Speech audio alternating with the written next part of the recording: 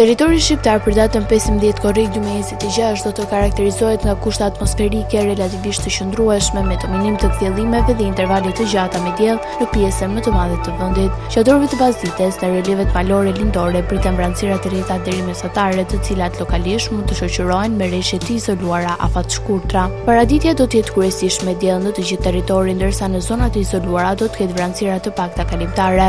Pasditja vijon me mod të nxehtë dhe kryesisht të qëndrueshëm. Temperaturat minimale pritet të zbresin deri në 17 gradë Celsius, ndërsa maksimale do të arrijë deri në 37 gradë. Gjatë ditës priten rreth 10 deri në 12 orë me diell.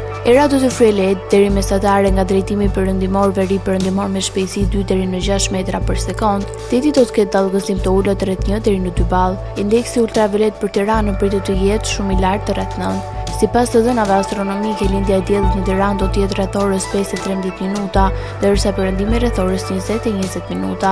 Temperaturat minimale dhe maksimale për disa qytete kryesore të Shqipërisë do të jenë si më poshtë.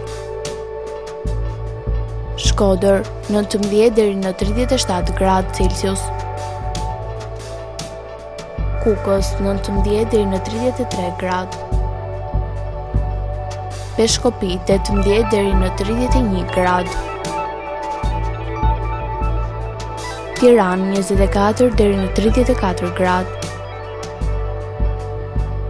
Durrës, 25 deri në 33 gradë.